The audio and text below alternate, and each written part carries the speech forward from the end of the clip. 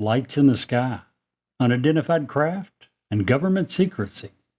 Join us as we navigate the cosmic enigmas that left witnesses bewildered and the world questioning what may lurk beyond our understanding. Tonight on Newsworthy, 2 words and 2 question marks.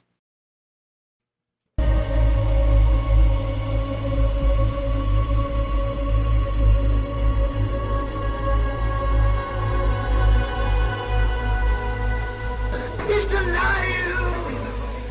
Have you checked the children?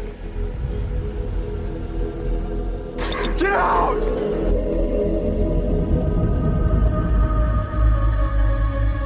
You have scoured the podcast world and finally found us, Newsworthy with Steve and Jerry, where we delve into all things mysterious, macabre, or out of this world, and decide if they are truly newsworthy.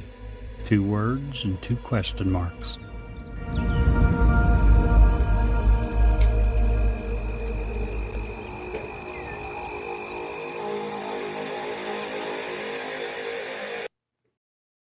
Why should you work with Ed Locke? A better question is, why wouldn't you work with him? He is proud to support an amazing lender, USA Mortgage. When you work with them, you can expect a home financing experience that is free of hassles and headaches. They have complete control over your loan due to in-house operations such as processing, underwriting, closing, and funding. USA Mortgage represents a lot of fantastic things, but they are especially thrilled to partner in several community outreach programs, including Habitat for Humanity, Home Sweet Home, Veterans Community Project, and many, many more. They love going to work every day, which means they love working for you. Ed wants to be your lender for life, so reach out to him today and get the journey started. If you would like more information, please reach out to Ed Locke at area code 502-680-0953, NMLS 448908, USA Mortgage NMLS 227262. USA Mortgage is an equal housing lender. This is not a commitment to lend. Additional terms and conditions may apply. For licensing information, go to www.nmlsconsumeraccess.org. Hello, gentlemen. How are you today? Doing great and getting better yourself. Same. Doing great. Very good. Same. Love to be here. Brett is back with us again today. I think Welcome back, Brett. we've actually got him a niche put down here on the end That's of the right. table. I got my now. own little space over here. Got plenty of room. You got good stuff. Well, Brett's with us again this week. Last week, I had my first surgery, so only about 50% today. So you get to listen to these gentlemen talk a lot more. We apologize for that ahead of time. Here's the good thing, though. What's that? This is the first time in the history of our podcast, Jerry, that I am doing it in my pajamas. I don't know why you don't more often. I don't because it's not my home. Well, there's a standard decorum. Come on now. You at look good in your some point, we will have, video, I think, Well, especially I think now you're that we're doing forgetting mine and your number one fashion rule. What's that? We make everything look good. I don't know. I look pretty rough. I haven't shaved in over a week. My hair is all over the place. But I just, real quick before we get started, I wanted to take a quick second and thank Dr. Awad and the ear, nose, and throat team at UK Marquis Cancer Center. Took good care of me last week. We are recovering. Rough surgery. Unfortunately, have to have another one. But they did a great job. I'm here. I'm breathing. I always used to make fun of, people say, how's your day? And I would always say, well, I woke up on the sunny side of the dirt.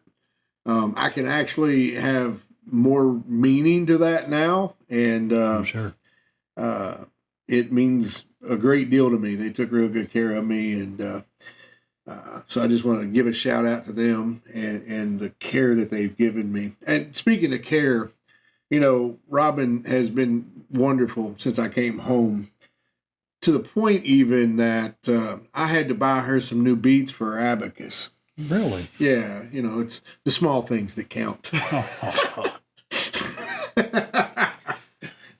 And I thought I had a tough week.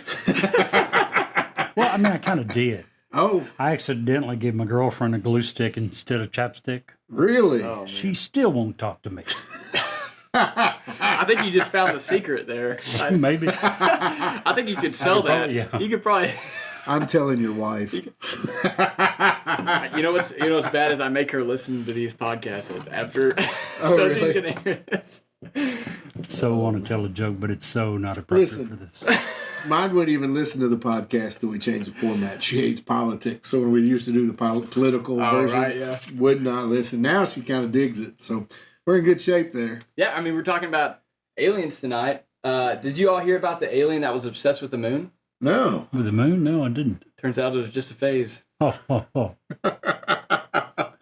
Yeah, that's a good one. I like that. Jerry, What? please, before we go further, please tell the joke that you told at dinner tonight, please. Oh, several. Which About the one? boxers. The boxers? Oh. Now, if you have kids, you might want to cover their ears for just a second. That's The joke rated was- E10 plus. Yeah, probably. Why do boxers not have sex before the big fight? Why? Because they really don't even like each other.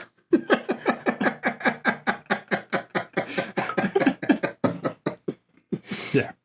Stephen loved that one. When he heard it the first time, the guy literally laughed for, what, 3 or 4 minutes, Brett? At least. At one point, He was bent over and doubled said, over. it hurts. Yeah. It hurts. No, it was my stitches. I'm That's sure. what hurt. Laughed so hard that it was about to burst his Oh wounds man! open. So we got some really cool things we're talking about We tonight. do. But first off, how was your week, Brett?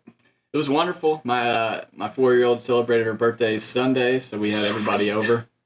It was a good week. That's awesome. It got a little bit warmer here in Kentucky. You know, we had a cold That spell always there for a helps. second, and then now today it was what, in the 70s? Yeah. Almost 80 degrees today. I mean, Felt in like summertime. November. So, Yeah, mid-November. Almost 80 degrees. I think it was 78 is what I got up to today. Hard to complain with weather like that Yeah. in the middle of September. Or November. Yeah. Yes, it. About the you, weather's Jerry? been How very was your nice. week? Very good.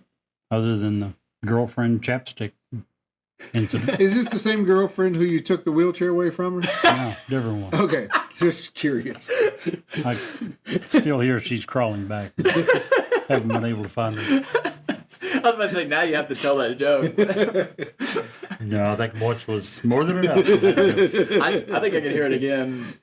Still laughing. I'm sure you remember it. You can tell it yourself if you want. I've got enough hate mail on that one.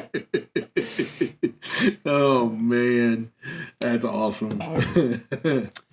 Yeah, sometimes I need to. We jokingly, to digress, we jokingly send out jokes that probably aren't even close to being appropriate for the show. Yeah. And we say that we're asking for permission for this joke, and some of the ones that we throw out there, yeah. I certainly know why Steve is required that I submit it to him for permission before I do them. We got to save those for Patreon. Yeah, exactly. We'll get a Patreon established at some point in the future, and then we can let it roll. Make sure at it's that 18 point. plus. Yeah, absolutely. Well, if you get behind a paywall, you can say whatever you want. you know. Yeah. That's yeah. true. So, but until then, Very good point. we do have children that listen to this podcast, and if they don't listen, their parents listen while they're in the car. I know that for a fact. I've had people come up to me and say, "Thanks for making this kind of content that's not, that's something that they can listen to while in the car with the kids." So, there's a reason we do it. Yeah, to be absolutely. honest, For sure. we try to fill that niche and that role. So. That we do. So anyway, so you guys, because of my surgery and being down, you guys picked the topic. We got, hopefully next week, we're starting on a series, right? Like a 3-part series probably. Yeah. And we're going to really, really dig into some cool stuff next week. This week, I caught you guys off guard because I thought for a second I was going to be able to go, and then it kind of, so you guys came up with some cool topics. I'm excited to talk with both of y'all about them. Let's even tell them what we plan on starting next week. Oh, Ties right in with this, I think. it, Yeah. it does. It does. So other than the guy over Mount Rainier who coined the term flying saucer, or flying disc. The initial spark, if you will, into the UFO phenomena was Roswell. Sure. And that's where we're starting next week. We're going to probably start with the people and the characters who were involved in Roswell, the crash, the farmers, the servicemen, all of those, to what happened with the stuff, and then where to go from there. And that's going to lead into a whole series. And, you know, Roswell's been covered 100 ways from Sunday. Sure. Yeah. But we hope to be able to bring some fresh eyes to it. We're going to cover it in a little different way by breaking it up between what the different sections are, if you will. Most people try to do it all one time and they kind of water it down. We're going to take a little time, so we'll be able to let it sprout, if you will. And I do have a really cool personal story. Yeah, that absolutely. I'm going to share. Yeah, So, can't wait for that. yeah, if you're cool. listening, tune in for that because it's going to be really cool. Yeah, absolutely. That kind of blew me away today. I'm stoked by that. It blew me away. So, Yeah. So we're going to get into all of that starting next week. We're going to start it off with Roswell, part 1 next week. But for tonight, Jerry, let's see. Jerry, you didn't want to start. Brett, you wanted to start tonight, didn't you? yeah, I'll start. So I was going to be talking about the Phoenix Lights today, and honestly, before we had decided to pick this topic, I'd never even heard of this. Really? And once I started researching it, I was like, how the heck have I never heard of the Phoenix Lights? Same. Totally agree. I mean, it was Wow, that blows me away, guys. it blows me away because I feel like I'm right there with you. I'd never heard of it. I keep up with some of this stuff, and this is completely just surpassed my knowledge. So, anyways, the Phoenix Lights were a series of widely sighted, unidentified flying objects observed in the skies over Arizona and Nevada on March 13th of 1997, which was a great year because that's the year I was born. Well, that's why you didn't know. Shoot. I wasn't even really born then, so I was born in July, a couple months later. But so basically, they were unexplainable lights that were seen between 7:30 p.m. and 10:30 p.m. in a space of about 300 miles that ranged from the Nevada line all the way through Phoenix to the edge of Tucson, Arizona. So just going through the timeline of events as this occurred, at 7:55, a witness in Henderson, Nevada, reported seeing a large V-shaped object that was traveling southeast towards Arizona. Over the next couple hours, there were reports of sightings from thousands of people as it moved southeast into Arizona. One of those who actually ended up writing a book, she's a medical doctor. Her name's Lynn Keaty.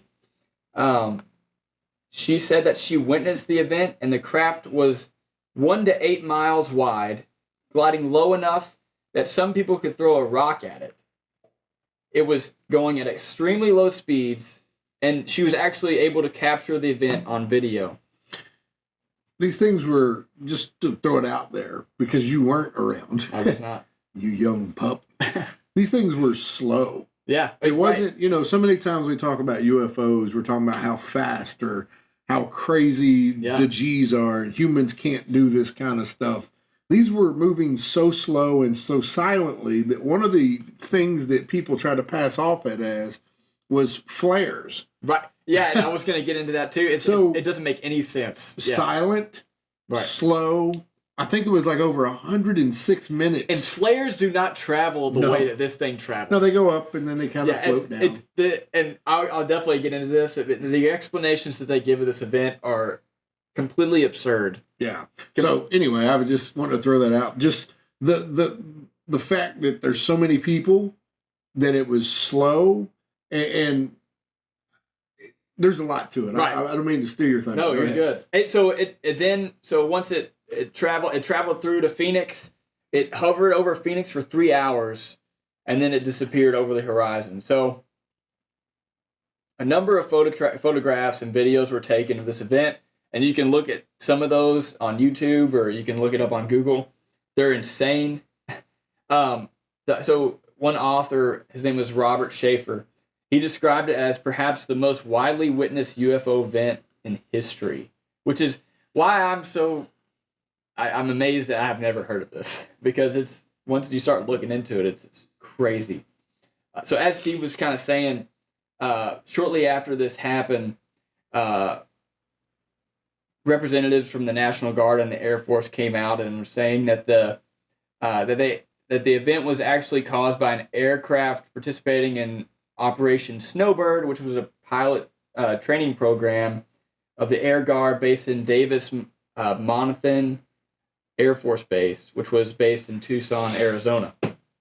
So they said that the first group of lights were later identified as a formation of A-10 Thunderbolt II aircraft flying over Phoenix while returning to Davis Monthan.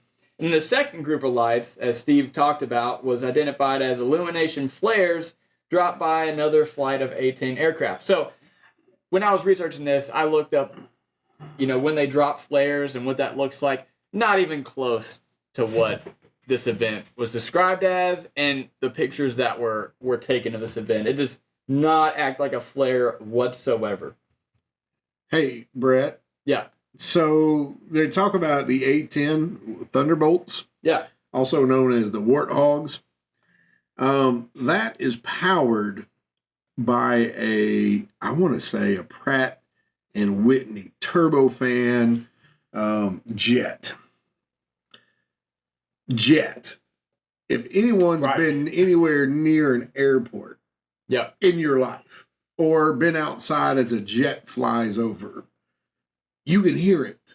And especially if they were in formation and there was multiple jets, you would hear it. Yeah. Quite easily. I was excited to get because if everybody doesn't know, Steve has a pilot's license. So he is a lot more experienced than, most of us out there.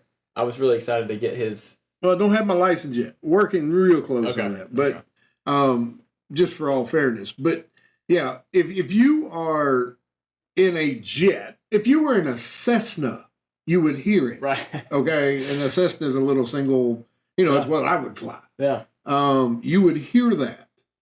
The thing that they continue to ignore is the fact that this was completely silent. Yeah. Some people described it as like 150 feet in the air. So just for reference, anybody who's ever played baseball, from home plate to first base is 90 feet.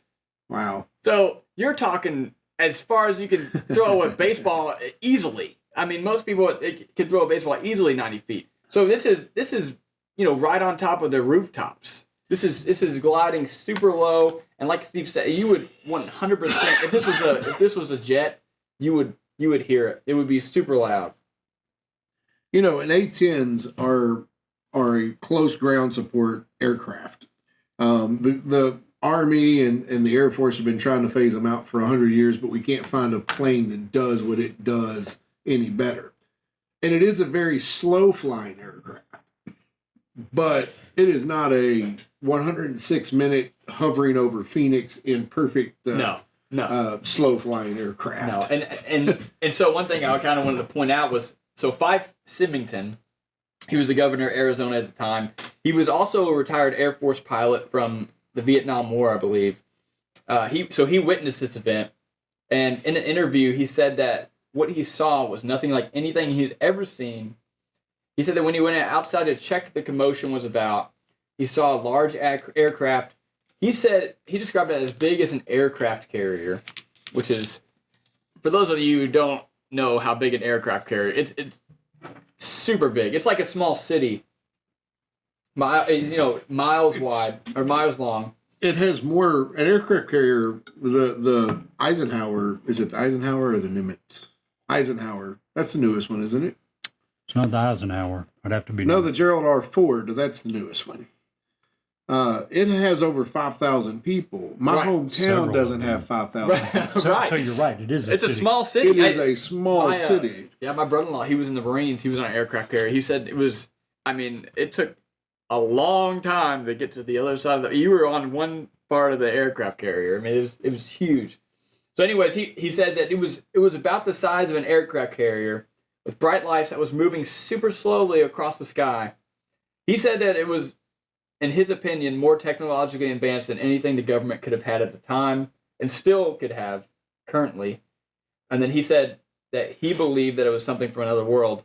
So right after this happened, he kind of made a joke about it, and he had a press conference where he said, "Oh, he found the culprit, and he brought out a dude in an alien costume." He's since said that he was somewhat forced to kind of make a joke of the event, and has spoken a lot about this event, saying that he definitely believes that this was not something that the government was doing, but it was something that was alien, extraterrestrial.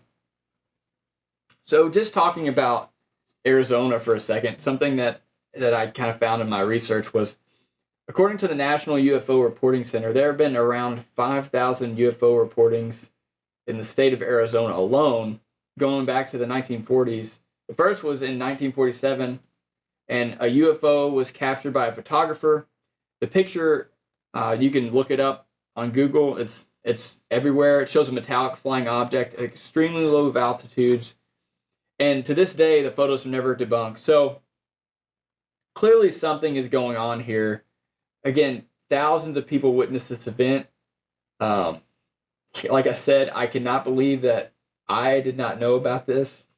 Well, go ahead, Jerry. No, go ahead. I was just going to say, you don't know about it because when things like this happen that people don't want you to know about, they bring it out and then they It's not wipe talked it off. about. They just stop talking about it. Yeah. And it is crazy. I just want to. You said it was the governor says as big as a aircraft carrier. So I looked up the USS General R. Ford. It's our newest aircraft carrier in the Navy. 100,000 long tons. Basically, it's powered by not one but two nuclear reactors. And I just want you guys to imagine that something of that size, moving at that speed, staying in flight. Yeah, because the way lift works is you have to move. You have to have speed. Yeah. Right. The Gerald R. Ford, including all, has a full complement of 4,539 sailors. Crazy. It's crazy to think about how big this thing is. And we've had a couple of sightings like this in history. The Phoenix Lights is probably the most modern, but early back in the 40s, Jerry, or the 20s, we had the attack, the siege on Washington, where for over an hour and a half, and you should probably look this up, we used artillery in defending the White House over something.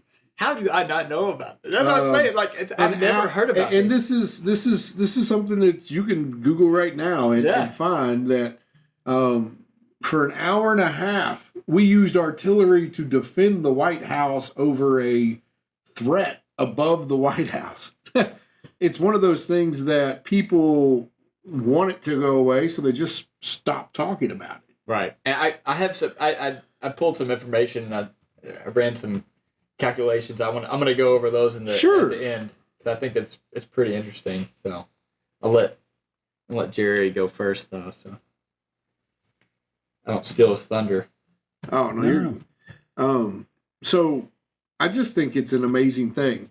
I think that if anyone wants to pull a video of the governor, and once he left office, was a whole different mentality, a whole different. While he was doing that press conference, it was all fun and games, but as soon as he left office, he got deadly serious with this. He's like, look, we were coerced into doing that. I started to say, do you not think that even the governors are to a large degree forced to, here's the line, that here's the story 100%. that Everybody we're going involved to put out?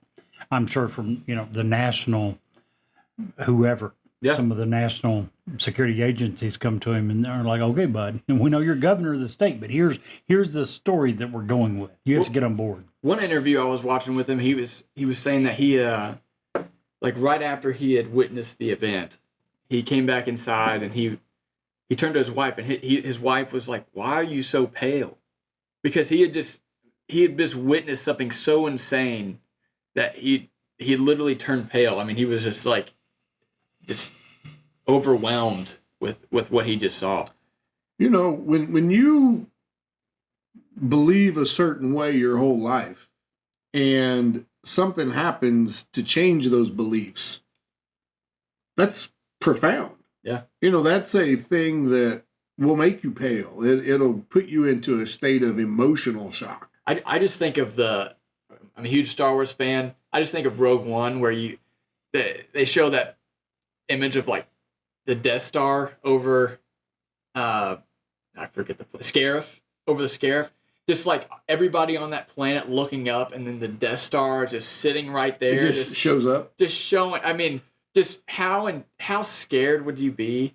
And this is exactly what made me think of this. It's like just looking up and seeing this huge object flying like that across the sky. And it was obviously, and here's my thought. It was obviously of some sort of intelligent design because it was black. Okay. Right. If it were in the middle of the day, would it not be black? Is that an opportunity for camouflage? There's just so many questions. And every explanation that has come out from the National Guard, Air Force, whoever, is just complete bogus. I mean, there's no way that any of these explanations could be real. Well, over the next few weeks, we're going to learn how the government learned how to do all that lying, covering up crazy stuff, aren't we? I just think it's their natural. I don't even think it comes from a bad place. I don't even think it comes from, I think it's simply, as we were saying earlier, they're trying to prevent mass hysteria. Yeah, 100%. Yeah. So, in 1952, Washington, D.C., between July 12th and July 29th, was inundated with reports of UFOs over Washington. And it was during that time that we had the... that is crazy. Isn't it? That's never... I mean, that's not taught in schools. That seems like a big event that would be... You would think. Talked about, you know? You would definitely think. You would think that the people in Washington, D.C. would at least talk about it. Like, hey, grandkids, I remember one time where all these things were in the sky and we were shooting at them and nothing was happening. I'm not going to get into it in detail here. We can always cover it later. But yeah, in 1952, It was called the Washington Flap, if you want to Google that or find that information. But yeah, I just think that the Phoenix Lights, man, they have pictures of what they think that it looked like. Well, you can see video images of what the lights look like, at least. I mean, it's kind of hard to picture or hard to see the overall shape, but you can at least see the lights, and the lights are very spherical in shape.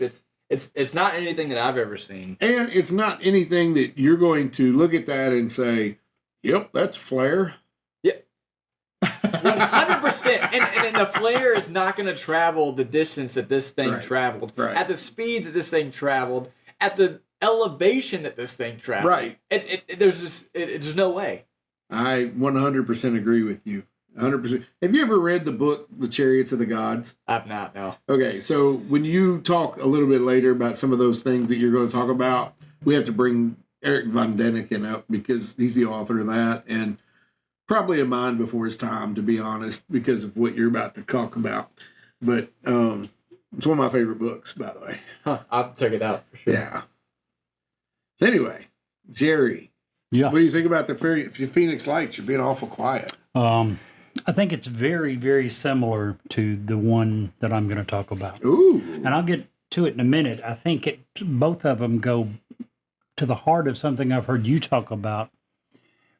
And it's true whether you're talking about UFOs or Bigfoot, Sasquatch, whatever. And I'll get to that in a minute. But Which is what? Basically, a whole lot of this stuff is crap. I don't care what percentage you want to look at. A lot of it's crap. UFOs, Bigfoot, you can take 80, 90% of it and throw it away.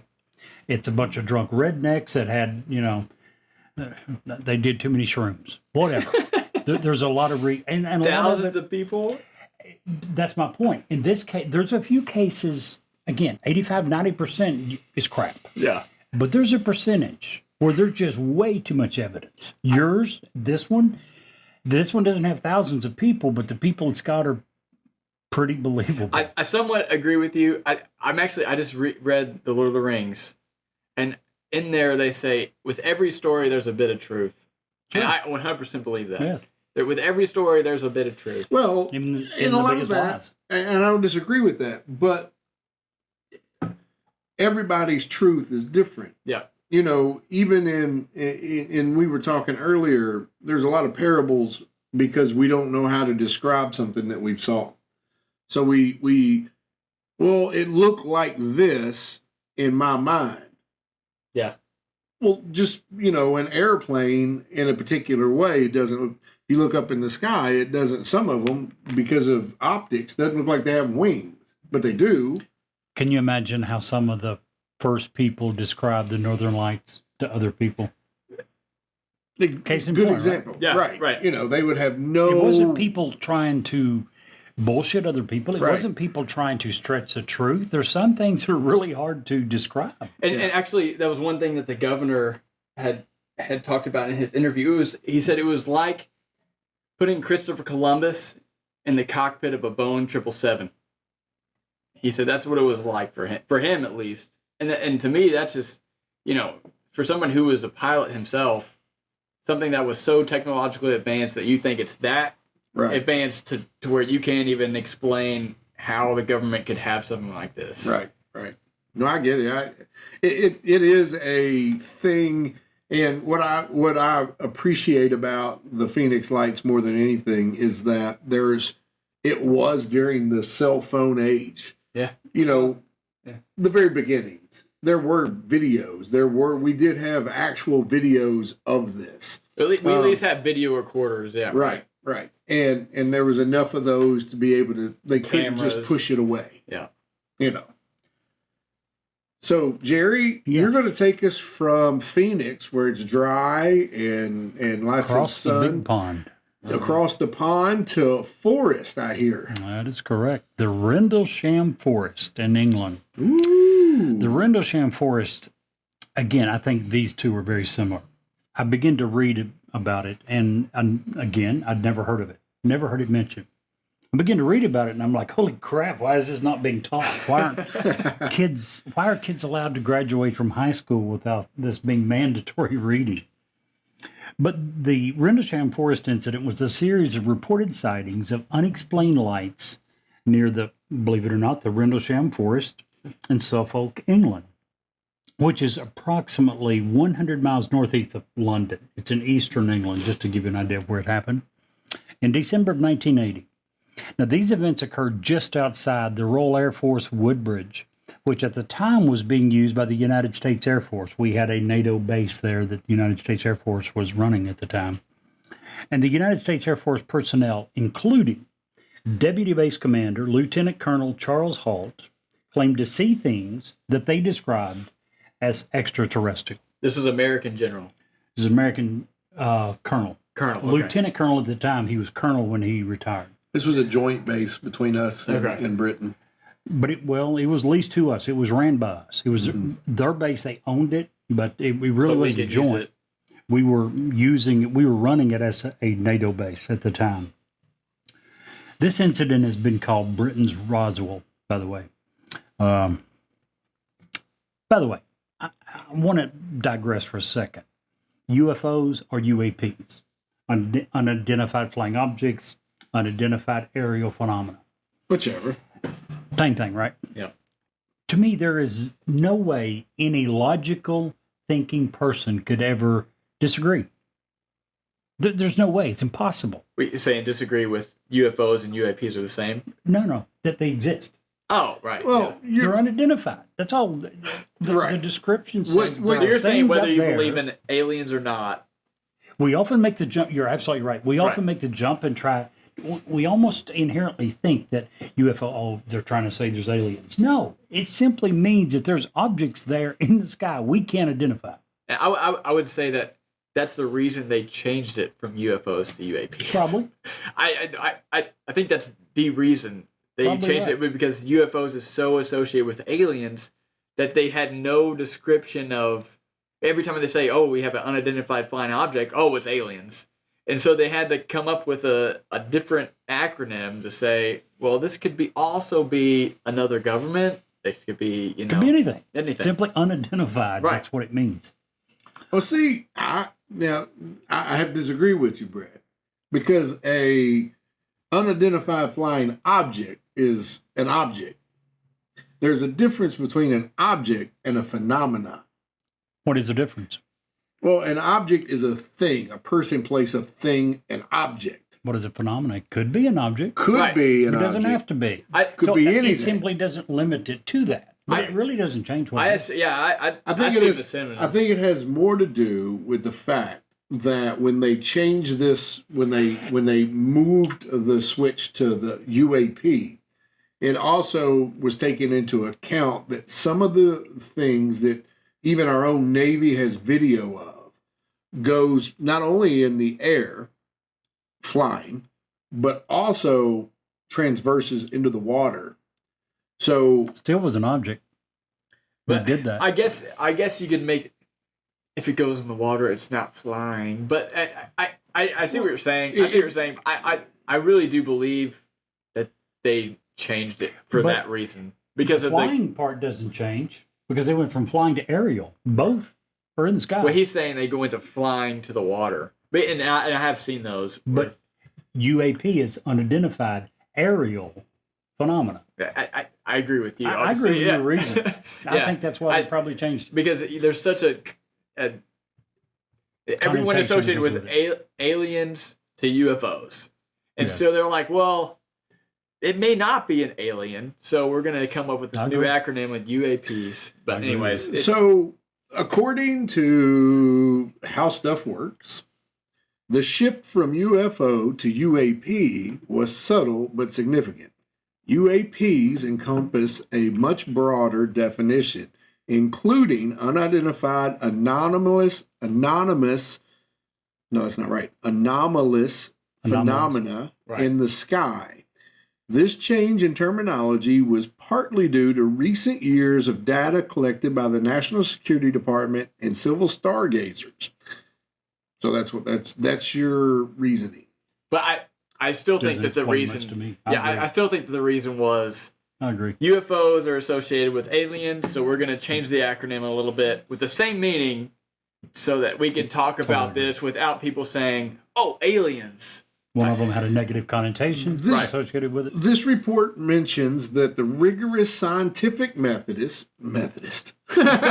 the scientific Methodists out there, John Wesley's out there, no, I'm just kidding. The rigorous scientific methods applied to UAP research is using advanced technologies, radar included. It was no longer just about eyewitness accounts. The focus had shifted to a hard evidence and understanding of the nature of these events. So, I still think that's. I still think that's. Anyways, I don't think that goes I think against it's anything we said. I think it's a forest and trees thing. It doesn't really matter. We're going to cut them all down right here. So I agree. Anyways, So- sorry, Jerry. No. You're Jerry fine. did that on purpose. Did what? Got us off on a I side didn't tangent. ask for you to start Yeah, discussing absolutely that. did. Anyway, back to the Rendlesham Forest. Yes, please. Approximately 0300 on December 26, which you're right, Christmas night, they go to bed the next morning. 0300 the next morning, 1980.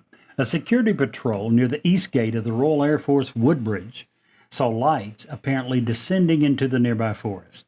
Servicemen initially thought that it was a downed aircraft, and according to Holt's memo, upon entering the forest to investigate, they witnessed a glowing object that was metallic in appearance with colored lights. As they attempted to approach the object, it appeared to move through the trees, and the animals on a nearby farm went into a frenzy.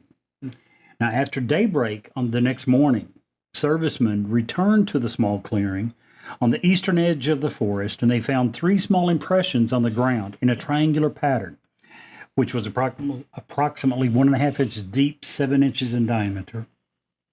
They also found burn marks. They found broken branches on nearby trees. At around 10:30 that morning, the local police were again called out, this time to see the impressions which they thought could have been made by an animal, or at least was possible. A lady by the name of Georgina Bruni wrote a book, about this incident. She gave the book a great title. It's called You Can't Tell the People. She published in her book, she had a photograph of the supposed landing site that was taken on the morning after the first sighting. 2 days later, Deputy Base Commander Lieutenant Colonel Charles Halt visited the site with several other servicemen. They took radiation readings in the Triangle of Depressions and in the surrounding area using an AN/PDR-27, a standard U.S. military radiation survey meter. And they recorded extremely high radiation readings in the area, predominantly in the 3 impressions and also on a few adjacent trees.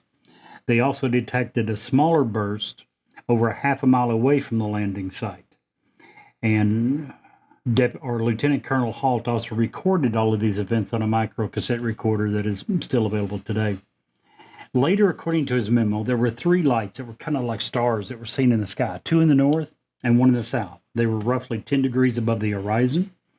He said that the brightest of those hovered for 2 to 3 hours and seemed to beam down a stream of light from time to time. For 3 years, the Ministry of Defense in Britain and the United States Air Force absolutely and totally denied the incident.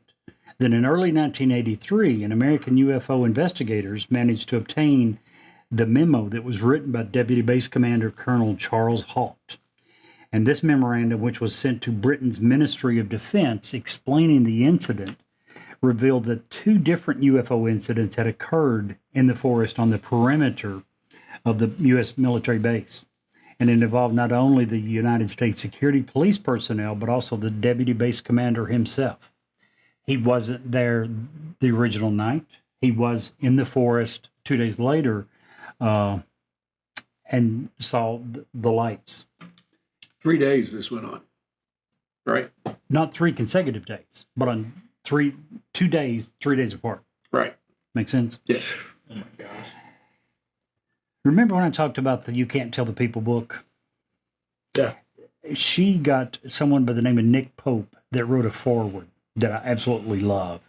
In the beginning of the book, he wrote a foreword, and it says something that I mentioned this earlier. I've heard you say many times.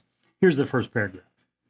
Nick Pope said, and I quote, "I work at the Ministry of Defense where between 1991 and 1994, I did what must be one of the most bizarre jobs in the department.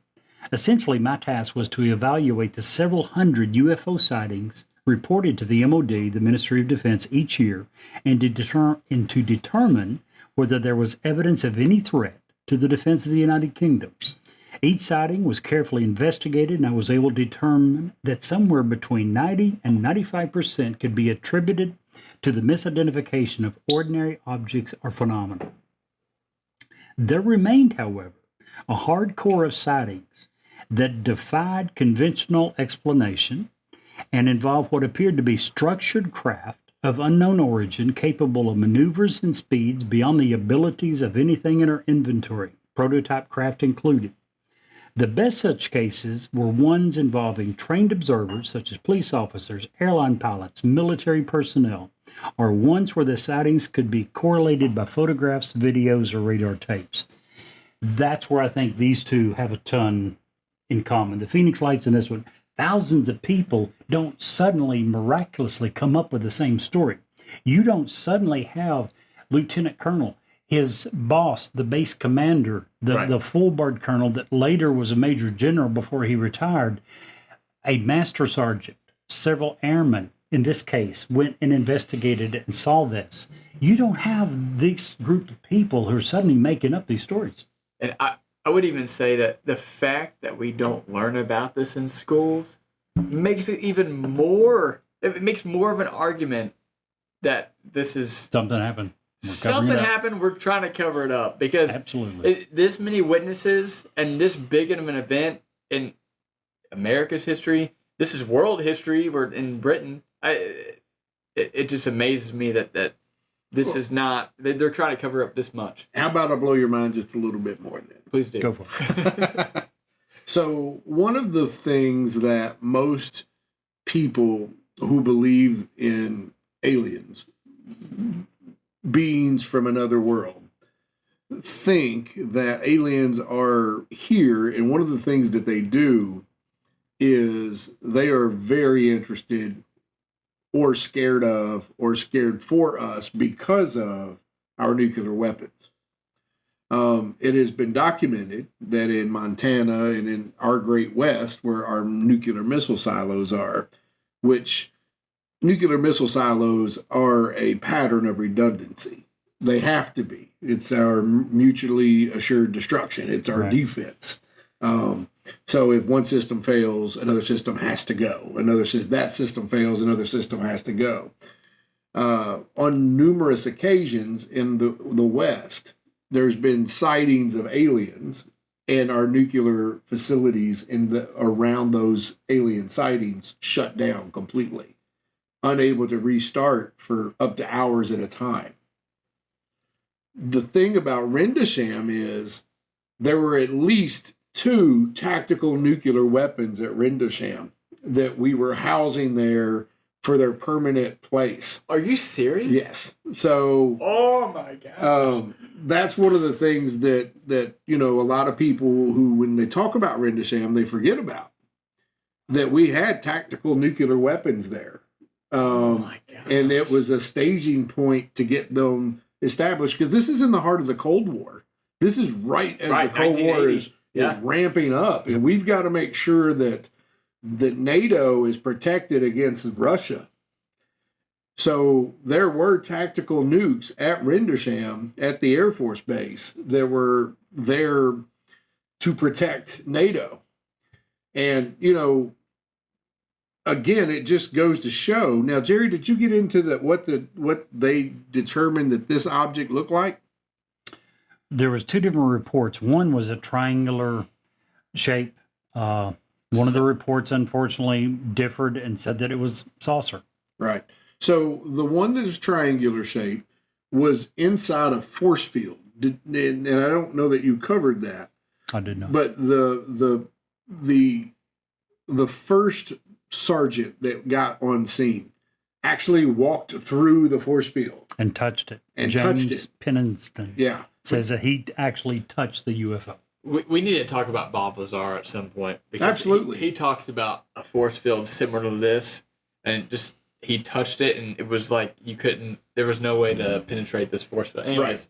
Right. So he goes through the force field. He touches it. He actually sees that it has markings, and he described those markings as similar to something of a hieroglyph, something that he looked familiar but couldn't put his finger on.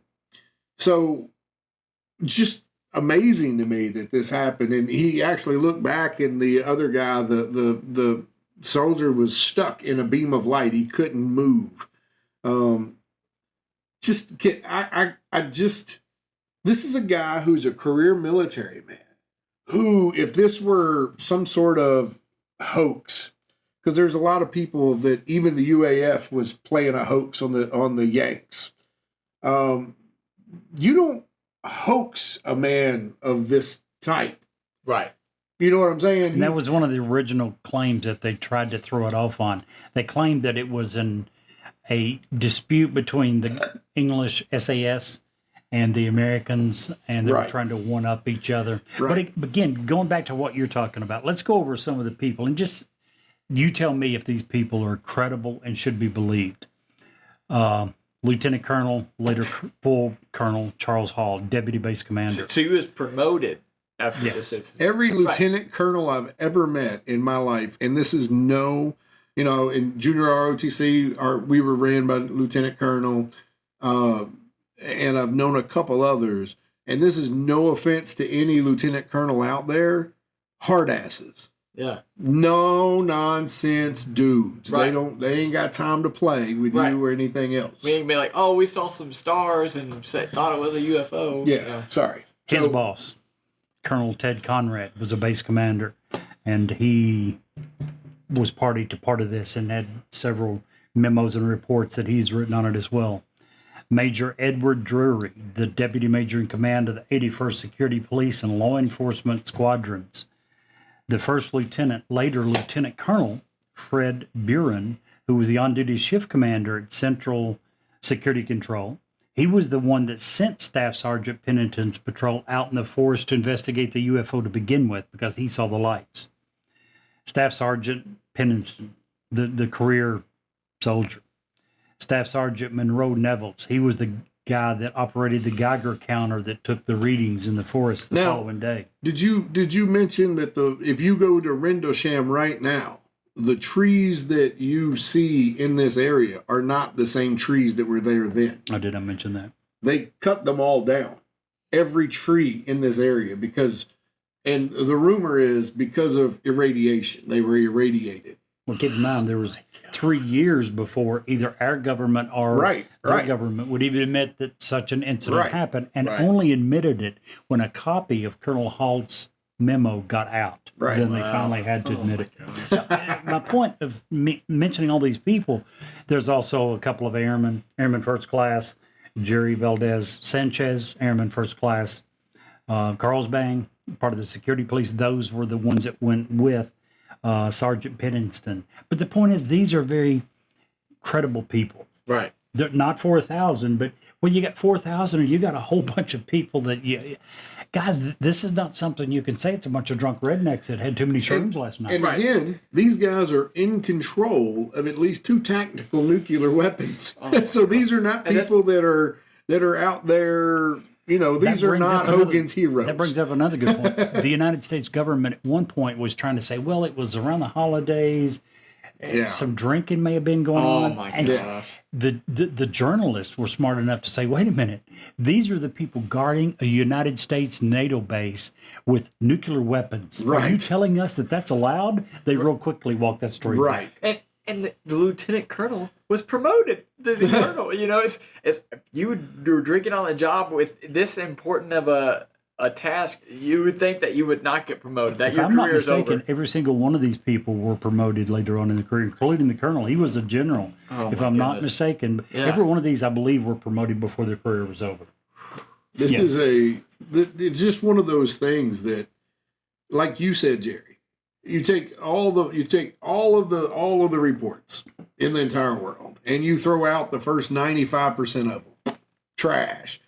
Aunt Bertha's had too many beans and saw some gas bubbles or whatever. Those are all gone. You still got the 5%. That's right. Yeah. and everyone who's like, all the movies, you see Independence Day, you see, Ender's Game, things like that. Is the alien life comes here to decimate Earth. You hear stuff like this. If they wanted to decimate Earth, if they wanted to destroy Earth, they wanted to take all our resources, they could have done it. They could have done it easily. I don't think, and I'm obviously a believer that aliens have visited Earth.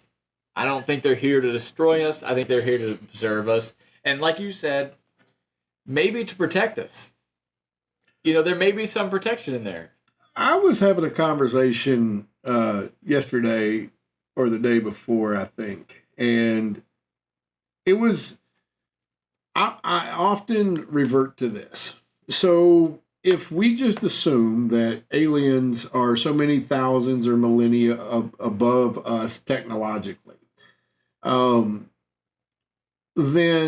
we'd almost have to assume that they've had the same type of, and this is the example I'll use, that they've had to grow like we're growing as a human. So like you and I, if you were raised in California and I was raised in Europe, we're still going to grow. Right. We're going to have very similar growth patterns. We're going to struggle with some of the same things regardless of where we're from. So like you say, that maybe they've already been through this growth and they understand and see that our nuclear weapons and our nuclear capabilities could create a problem that they've already had to deal with at their point of growth at some point, however many thousands of years ago in their civilization. And maybe they're just trying to prevent that from us. I do think it's neat that we get these stories. This is from the 80s. Phoenix Lights was from the 90s. And we're just now in the late 2020, in the 2020s. Stuff's still coming out. Our federal government is saying, hey, look at these things our F-18s couldn't handle. Yeah. Things we couldn't explain. And disclosure continues that drumbeat of happening. And there's not the mass hysteria that everyone's talking about. Well, no, most people everyone's afraid of. If you ask people what the TikTok is or the Tic Tac is, they're going to say it's a mouth drop. The Tic Tac is one of the first disclosures that the Navy released and said, hey, this is legit. We don't know what the hell this is. But look what it did to our F-18.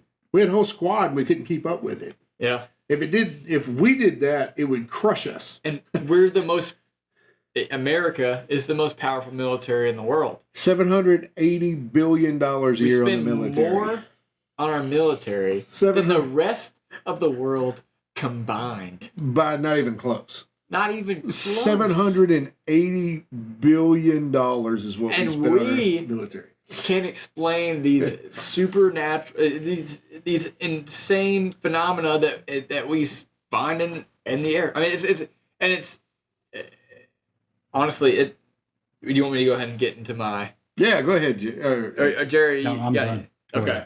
So I did some research just to, I knew we were talking about aliens. I know there's a lot of people who are like, I'm not really sure if I believe in aliens. I just want to say, so astronomers estimate that there are between 100 and 200 billion galaxies. These are galaxies in the observable universe. So these are the galaxies that we can actually see. So from the beginning of Earth's existence, at the beginning of the universe's existence. Yeah, I was going to say, the Earth's very young. The universe's existence, light has been traveling to Earth from hundreds of billions of light years away. So the observable universe that we can see, we have 100 to 200 billion galaxies. All right. When estimating the number of missed galaxies, some astronomers come up with a number of 2 trillion, which is an unfathomable number of galaxies. So we live in the Milky Way. No, we're not talking planets. Right, we're talking about galaxies. He's going to get to that in a minute. Galaxies. Okay. All right, so we live in the Milky Way galaxy. One of the smaller ones. And we estimate that the Milky Way galaxy, and this is conservative numbers here, has between 800 and 3.2 trillion planets. And some estimate that we have as much as 8 trillion planets. In one galaxy. And in this one, smaller size galaxy, the Milky Way. So I'm going to take the conservative calculation of 100 billion galaxies, which is the lower end of galaxies in our observable universe, not the universe that we haven't even been able to see yet, our observable universe, and then multiply that by 800 billion planets, which is the lower end of estimation of how many planets are in our galaxy, which is, again, one of the smaller ones. Keep in mind, some are bigger, and there are some smaller galaxies. That would mean that there are 8 with 22 zeros, 22 zeros, planets in our observable universe. Wow.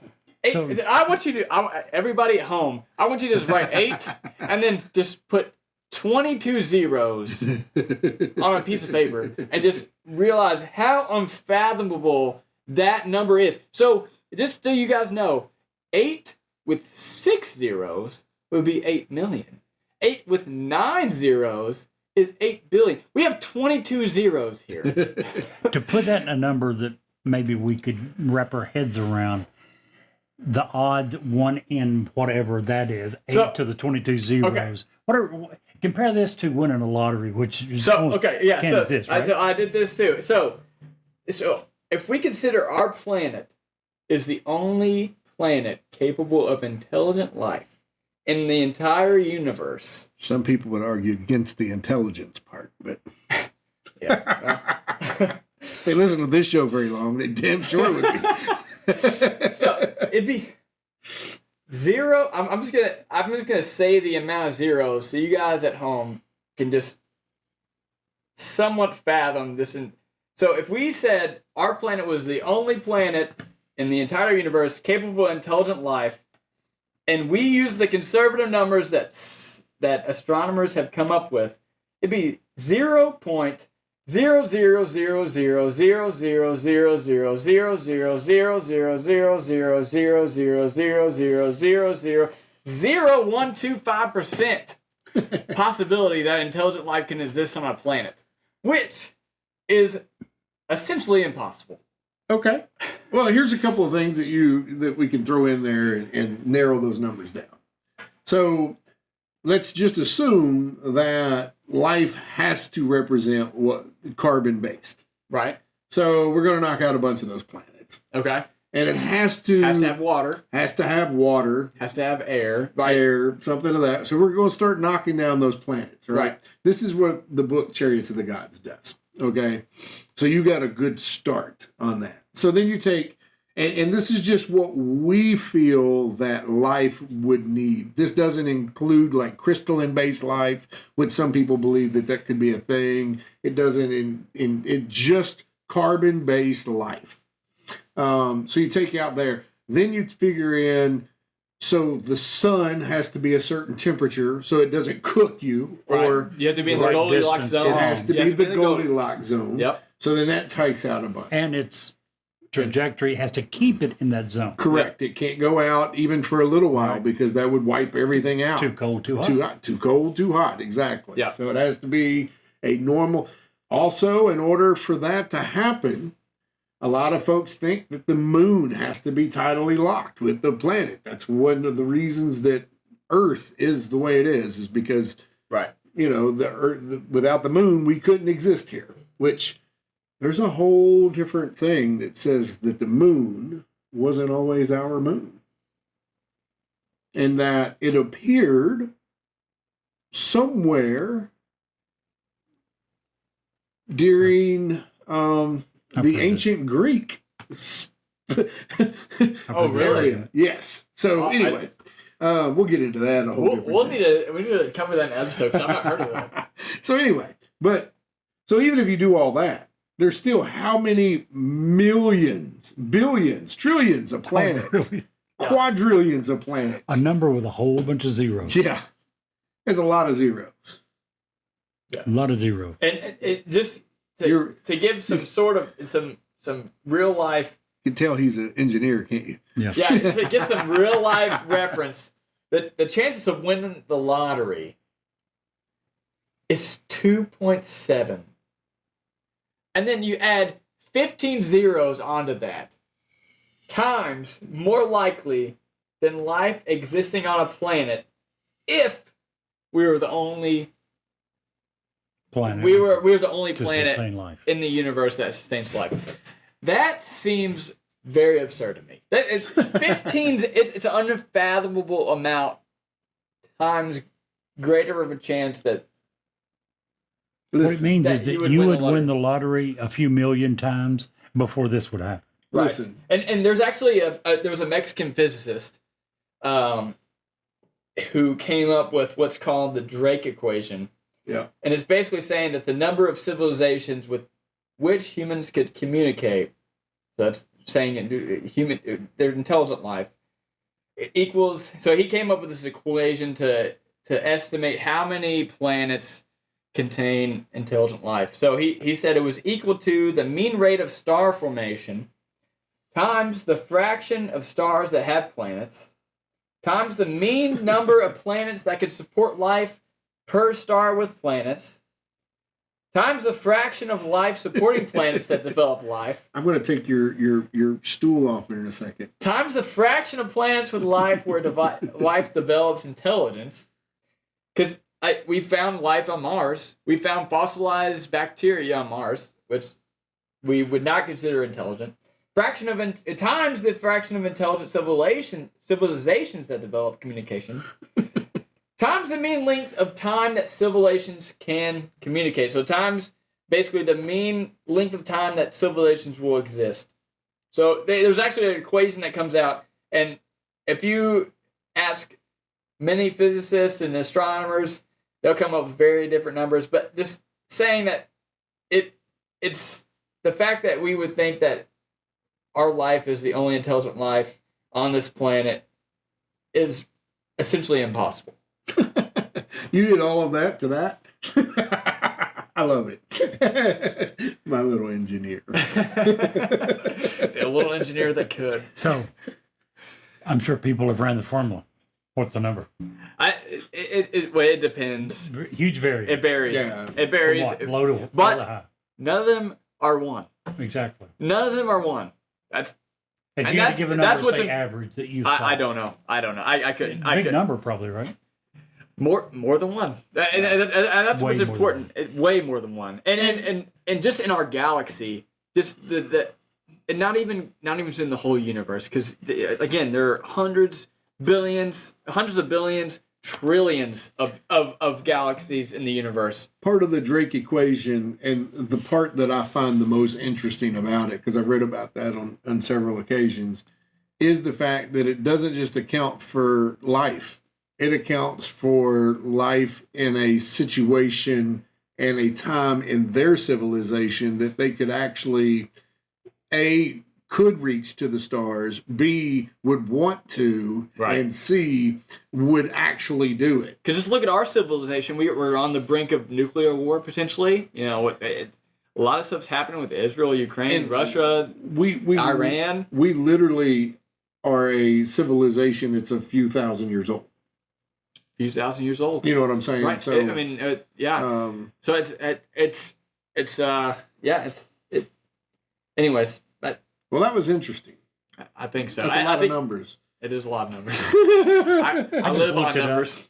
Mr. Frank Drake came up with that Frank in Drake, yeah. 1961. Yeah. Mexican physicist. Quaaludes. And it's still used to this day. That's what I'm Yes. going to say. Still used to this day Yeah. is the Drake equation, and you ask any I would- physicist or astronomer, they know exactly what it is. So you're I talking would about. almost bet he ran Von Daniken's book, Chariots of the Gods. Just saying. Maybe. And Or maybe they base their book upon his theory. I'm also pretty sure. Don't quote me on this. I'm going off memory here, but Oh, I'm pretty geez, here sure we he go. came up with.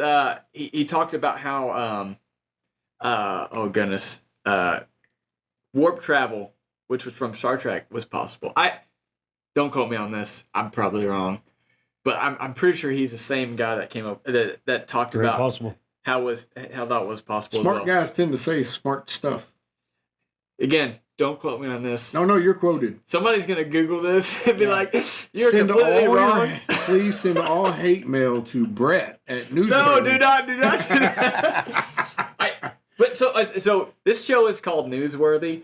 I think we talked about two things that I am in my lifetime. I feel like I should have at least Heard about. Right. in school, in whatever, on TikTok. I mean anything. I should have heard about I think what news. you're really saying is does it deserve more or less news coverage? I think it deserves 100 times more Absolutely news agree. coverage. That's Totally three agree. thumbs up for us on Newsworthy. 2 words and 2 question marks. Man, that episode is really interesting. And if you'll stick around for us for just a few commercials, we have another great story to tell you. Hi, this is Ed Locke with USA Mortgage. When it comes to buying a home, the process can be overwhelming and confusing. With so many options, it can be hard to know where to start. That's why it's important to work with a certified mortgage loan originator.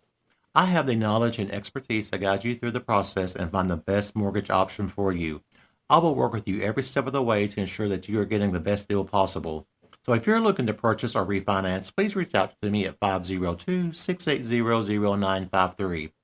So don't take on the stress of buying a home alone. Work with me and I will make your dream a reality. Trust the professionals and make your home buying experience a positive one. MLS ID 448908, DAS Acquisition Company, LLC, doing business as USA Mortgage, MLS ID 227262. This is not a commitment to lend. Additional terms and conditions apply. USA Mortgage is equal housing opportunity. If you want us to review or rate your product on air, if you have suggestions for new episodes, awesome ghost stories, or anything else, please reach out to us. Our email address is newsworthywithsteveandjerry@gmail.com. Our text number is area code 540-709-1318. And now, back to the story. Steve and Jerry, you've heard how the woolly caterpillar can predict the weather based on the color, right? Yes, sir.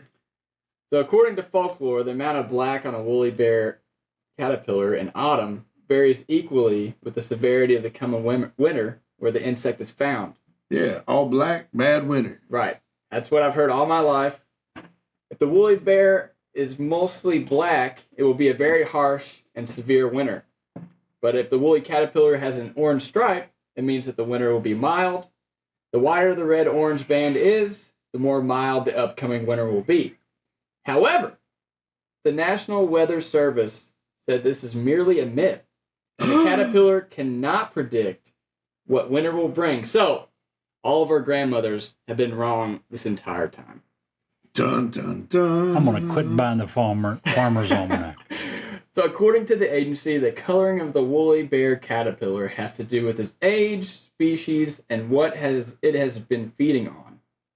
The better the growing season, the larger the caterpillar becomes, and in turn gives the insect a narrower red-orange band in the middle.